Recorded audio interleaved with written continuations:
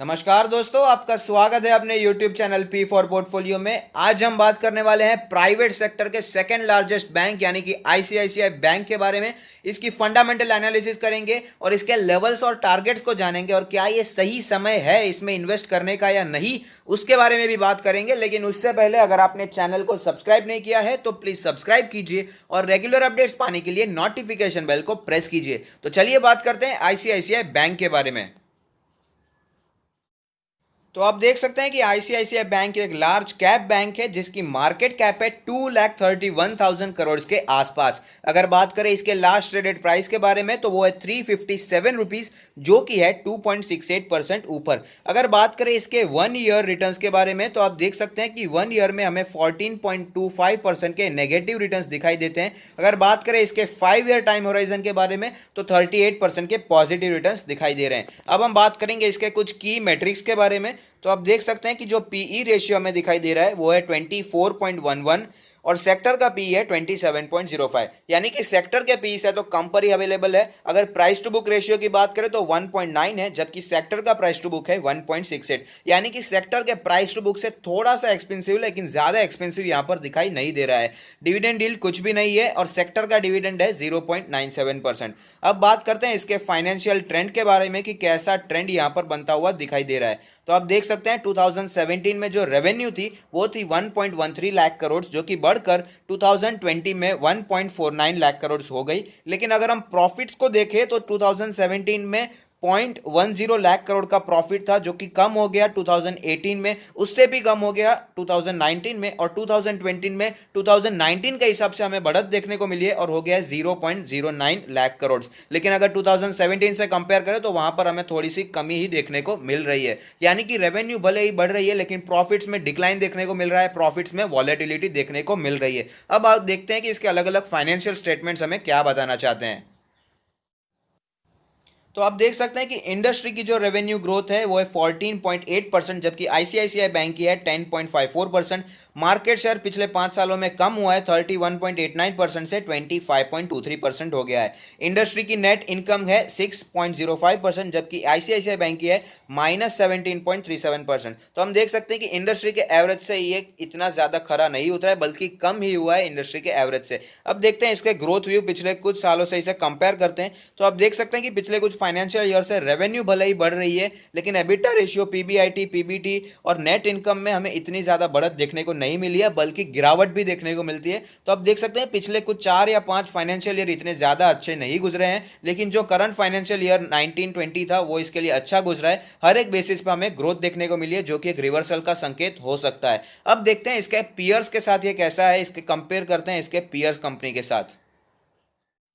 इसकी जो peer companies है प्राइवेट बैंक से वो है HDFC bank, Kotak Mahindra bank और एक्सिस बैंक। तो आप देख सकते हैं कि आईसीआईसीआई बैंक का पी रेशियो है 24.11 और एचडीएफसी बैंक का है 20.75, कोटक महिंद्रा बैंक है 29.9, एक्सिस बैंक है 59.34। तो आप देख सकते हैं कि आईसीआईसीआई बैंक का जो पीबी रेशियो है वो है 1.9, एचडीएफसी बैंक का है 3.65, कोटक महिंद्रा बैंक का है 4.38, एक्सिस बैंक का है 1.53। अगर पी रेशियो पर हम देखें तो ये सेकंड सबसे चीपेस्ट यहाँ पर दिखाई दे रही है। एचडीएफसी बैंक हमें पी रेशियो में सबसे सस्ता दिखाई देता है, लेकिन उसके बाद जो सस्ता है वो है आईसीआईसीआई बैंक। अगर बात करें प्राइस टू बुक रेशियो की तो हमें एक्सिस बैंक के बाद जो सबसे ज्यादा सस्ता दिखाई दे रहा है वो है आईसीआईसीआई बैंक, यानी कि कुछ ज्यादा महंगाई पे ये नहीं दिखाई दे रहा है, अच्छे खासे वैल्यूएशन पे दिखाई दे रहा है, अपने पीयर कंपनीज में सस्ता दिखाई दे रहा है। एचडीएफसी बैंक में अगर प्राइस टू बुक देखें तो वो है 3.65 और कोटक महिंद्रा बैंक में है 4.38। तो आप देख सकते हैं कि वो हिसाब से इसका प्राइस टू बुक भी काफी कम है। और अगर इसका कंपेयर करें पी रेशियो एक्सिस बैंक से तो वो हिसाब से तो ये काफी कम ही दिखाई दे रहा है, यानी कि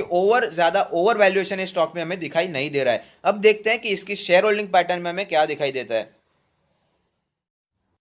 तो आप देख सकते हैं कि प्रमोटर के पास है 0 होल्डिंग, म्यूचुअल फंड के पास है 27.6, डीआईआई के पास है 44.6, एफआईआई के पास है 43.69 और अदर पार्टीज के पास है 11.69। तो आप देख सकते हैं कि हमने अलग अलग बेसिस पर इसके फंडामेंटल एनालिसिस किया। ओवरऑल हमने देखा कि फाइनेंशियल ट्रेंड में रेवेन्यू तो ऊपर जा रही है लेकिन प्रॉफिटेबिलिटी में इतनी ज्यादा ग्रोथ देखने को नहीं मिली है, कुछ वॉलेटिलिटी देखने को मिलती है। इसी वजह से हमें चार्ट में भी, इसके चार्ट्स में भी कुछ ज्यादा ही वॉलेटिलिटी देखने को मिल रही है। लेकिन हमने देखा कि जो करंट फाइनेंशियल ईयर था, इसका जो फाइनेंशियल ईयर 1920 था वो इसके लिए काफी अच्छा गुजरा था। हर एक बेसिस पे हमें ग्रोथ देखने को मिली थी, वो भी अच्छी खासी ग्रोथ देखने को मिली थी। तो ये हो सकता है कि हमें एक रिवर्सल का संकेत दे रहा हो। हमने देखा कि ये सेकेंड लार्जेस्ट प्राइवेट बैंक है। एचडीएफसी बैंक के बाद आईसीआईसीआई बैंक का नंबर आता है सेकंड लार्जेस्ट बैंक में। एक्सिस बैंक और कोटक महिंद्रा बैंक से काफी बड़ी बैंक है, अच्छी बैंक है ओवरऑल, लेकिन हमने देखा कि प्रॉफिट्स थोड़े कम हो रहे। तो ओवरऑल ये डिसीजन आता है कि फंडामेंटल एनालिसिस है, कुछ ज्यादा बुरी बैंक नहीं है, लेकिन इतनी ज्यादा ग्रोथ भी हमें नहीं दिखाई दे रही है, कंसिस्टेंट प्रॉफिट भी नहीं दिखाई दे रहे हैं। तो अब देखते हैं चार्ट्स पर कैसी मूवमेंट दिखाई देती है।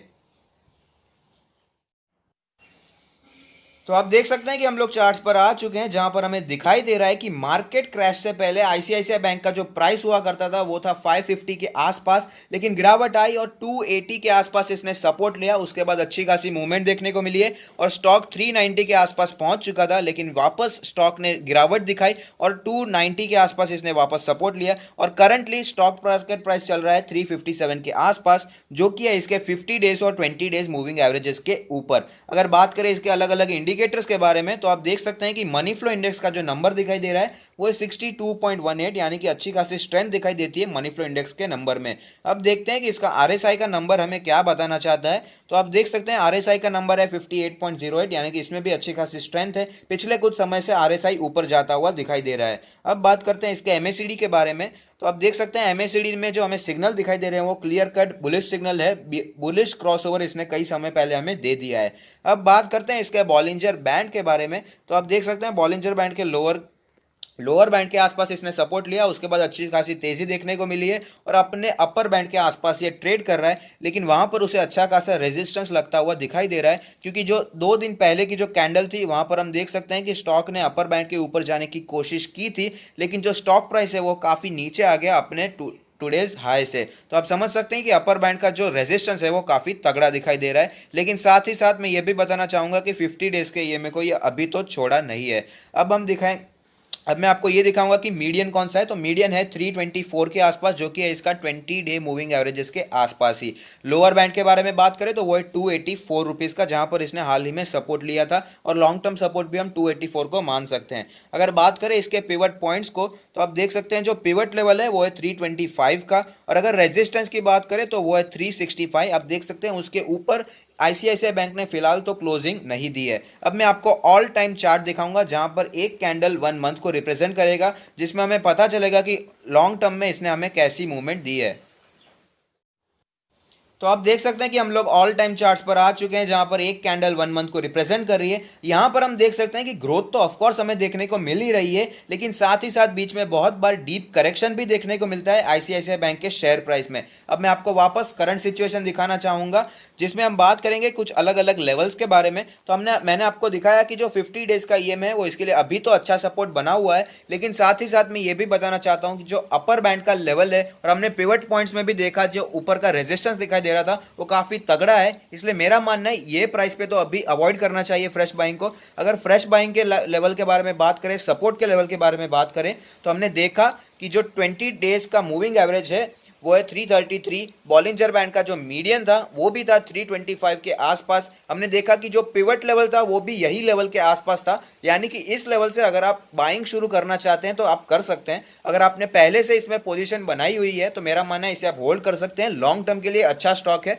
अगर आपने नीचे पोजीशन बनाई है, आप अभी प्रॉफिट में चल रहे हैं, तो मेरा मानना है कि इसे आप लॉन्ग टर्म के लिए होल्ड कीजिए। लेकिन अगर आपने शॉर्ट टर्म प्रॉफिट के लिए लिया है तो इसमें से आप ऑफकोर्स प्रॉफिट बुकिंग कर सकते हैं। मैंने आपको लेवल्स बता दिए हैं जहां से हम फ्रेश बाइंग कर सकते हैं। अगर आप सेफ साइड रहना चाहते हैं तो बॉलिंजर बैंड के लोअर बैंड के आसपास जब ये आता है वहां से बाइंग कर सकते हैं। लेकिन मेरा मानना है अगर 325 के आसपास मिलता है तो कोई बुराई नहीं है। 550 का ये स्टॉक है, 325 के आसपास मिल रहा है। तो अब मैं एक बात बताना चाहूंगा, हमने देखा कि काफ़ी वॉलेटिलिटी बनी रहती है इसमें। ऑल टाइम चार्ट पर काफ़ी बार हमें डीप करेक्शन देखने को मिलता है। फंडामेंटल एनालिसिस से भी हमने देखा कि स्टॉक में काफ़ी ज़्यादा वॉलेटिलिटी बनी हुई थी, प्रॉफिट्स भी ऊपर नीचे हो रहे थे। तो ये मैं आपको बताना चाहूँगा कि जो फर्स्ट चॉइस रहेगी, प्रायोरिटी हमें प्राइवेट बैंक में मिलनी चाहिए, वो है एचडीएफसी बैंक और कोटक महिंद्रा बैंक, क्योंकि फंडामेंटली सबसे ज़्यादा स्ट्रांग है।